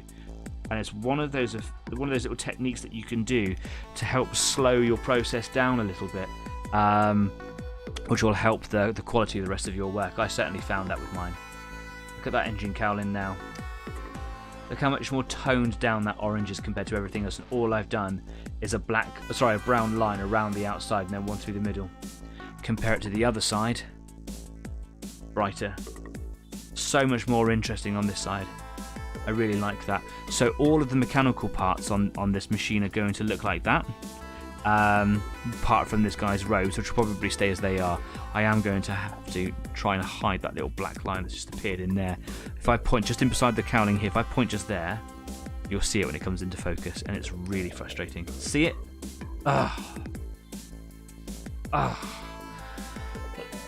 Excuse me. So, yeah.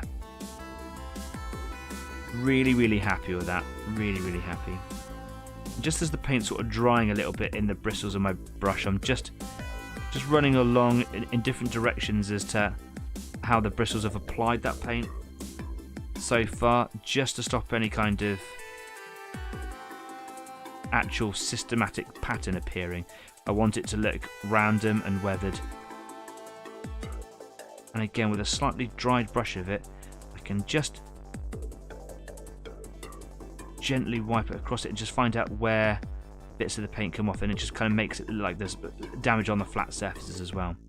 I don't want to overdo it, so that, really happy with that. It's a very small area, doesn't have to have much more. Really impressive. Like that. Going to carry that on in Discord. Love that. Want more of that on that. Cool. Let's wash this brush out. You need to wash that brush out so much. It's such a small brush. As soon as paint starts to dry on your brush, you're going to lose all control over it. So yeah, if you've got good brushes or you're trying to improve your work, wash your brush out regularly, even when you don't think you need to. If you think that, if you think it's been a while since I've cleaned up my brush, or I thought about cleaning up my brush, wash it. Yum. What I'm going to do quickly before the show is over, because we are at the end now, so I'm just going to have a little go at playing with this blue. You can see how thick that's kind of settled at the bottom there. I'm going to give that a bit of a shake. Do I need to put agitator balls in there too? I'm gonna, because it's just fun, right? And I've got loads of these things. Thanks, Kez. And I'm hoping to learn how to do really cool glow effects and just improve my ability at painting with that. So I think if I actually have well mixed paints, that'll be really beneficial. There we go, dropped a couple of balls in there. And this is Liquitex fluorescent blue. All of my paints are Liquitex. A lot of people talk about De La Rowney and Liquitex being the best inks that you can get. I'd already bought one from Liquitex because I saw it in a recommendation on a YouTube video where the man talked about them in equal measure. I recognised Liquitex as something that I wanted to have a go with, so I kept them all the same brand basically. Having a look to see what other comments are going in. Table of Horrors says, thank you so much for the stream. I will jump in at the after party next week. Thanks very much, Table of Horrors, for stopping by. Lovely to see you and speak to you again. I look forward to seeing you next time. Take care. I love the little community that we're getting here. It's wonderful, isn't it? Look at those agitator balls, really mixing that stuff up in there. Yeah. Thick pigment. Love it. I'm just going to drop it in here.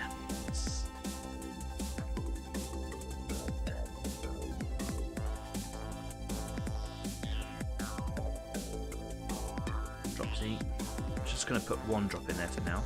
I can't remember if I should water that down or thin that down. I think I'm going to do a 50-50 with Airbrush Flow Improver.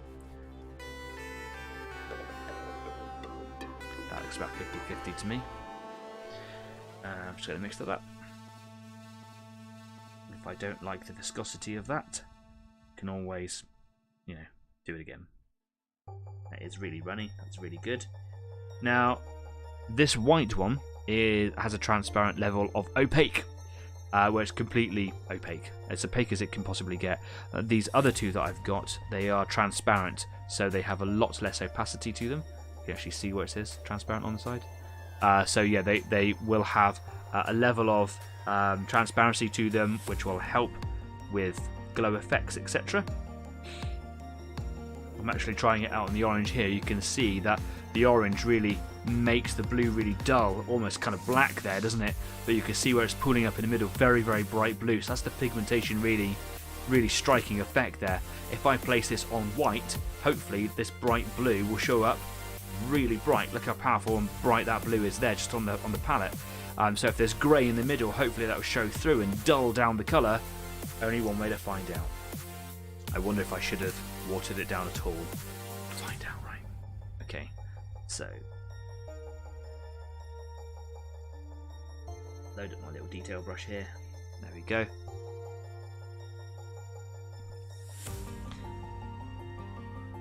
I'm just going to drop some in.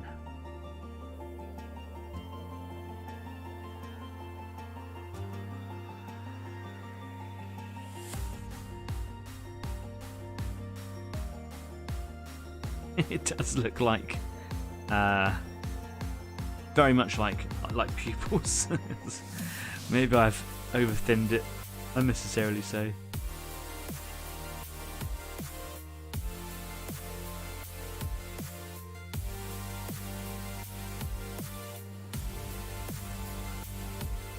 Gonna get some in. There's lenses on the guy's face.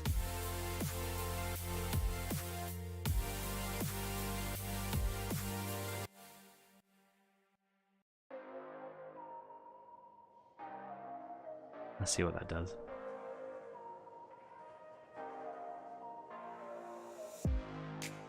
We'll let that dry.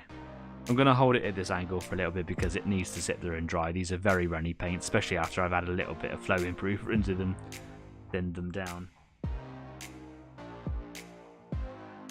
I think it was probably unnecessary of me to thin them so much, but we'll see how that plays. I can't quite remember how to actually mix these paints up. You could just sit there like that, it's just resting on a pot of paint. Just wanted to get some colour in there. Again, having this blue colour really breaks up the sort of potency of the warm colours I've got on there. Loving this build so far.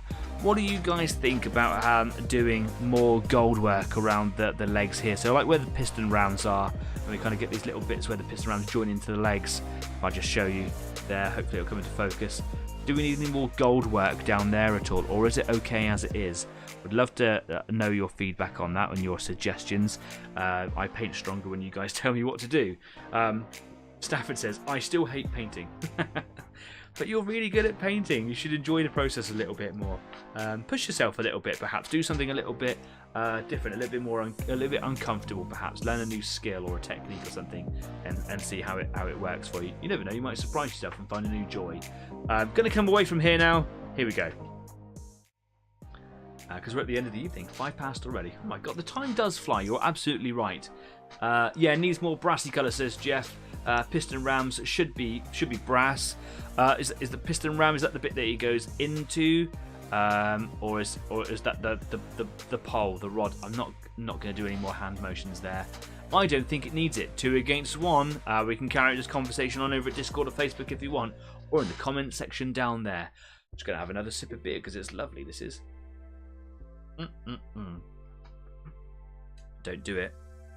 Don't do it. Thank you very much. Anyway, really nice evening.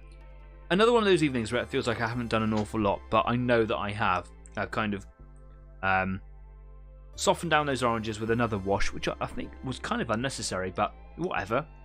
Really liking the striking effect with the weathering. I'm going to add a little bit of silver into that as well, just a little bit, because it's got a dominant, it's dominated by silver already, so just little flecks of silver in some of those brown areas that I've just painted on there. Painting the brown onto the robot's thigh guards is going to be quite difficult because there's not an awful lot of space in there, and I don't want to ruin the effect that the orange has got, so I'm going to be very careful about how I weather that. Where I've done a lot of the edges on some of the other pieces, these pieces have got trim, as like the gun shield has, and the little robot head shield as well. It's got brass trim all the way around it, so there's not there's no areas there to do like the edging, the weathering edging. So I've got to be very careful about how I apply that. I don't want to like do too much weathering from the trim to the orange, because it might steal the show from the orange, but it might reduce the impact of that warm colour. A lot to kind of play around with there, see how it works out. But beyond that, we're almost at detail stage, and then basing. So I reckon maybe another week on this. I've got a couple of days, a couple of evenings throughout the week where I might be able to do a little bit more work on that. And when I'm online, you can come and join me on Discord, which is exactly where I'm going to be after this show. I'm going to take 5-10 minutes out to go say hello to my partner if she's still awake, and just have a little walk around and stretch my legs for a little bit, refocus my eyes. And that's about it, really. I'd love to see you over Discord. Don't forget to thumbs up, share, like, follow, subscribe to the show. It really does make my day when we get new subscribers. I'm here for you guys. I'm all about the community, and the subscriptions really... Subscriptions? That sounds weird. Subscribers really help. They are the main way for the community to grow. So if you know someone who's into the hobby or getting into the hobby, you can go and tell them all about it, bring them along, and hopefully they like it enough to subscribe. That would really make my day. And we're at a record number of subscribers. If you get me to 180 subscribers before the weekend is out, then, or before, do you know what? Before next show, I will put googly eyes on this bad boy and take photos, stick it all over the internet for you. If you can get me to 200 subscribers, I will let my cats into the studio. And those of you that know my cats know that that is going to be chaos incarnate. So while I don't want to do that, I do want to do it because it'll be funny and it'll mean that it's 200 subscribers, and I'd love that. So please subscribe, go and tell someone, tell a friend. In the meantime, that's enough from me. It's been a wonderful week. It's been a bit of a traumatic day, reversing into a skip, but all the better now for painting some stuff. Don't forget that you can find us on Facebook, Instagram, Discord as well. And until next week, I'll see you soon. So until next week, take care, be kind, and keep on painting. I'll see you soon. Take care. Bye-bye.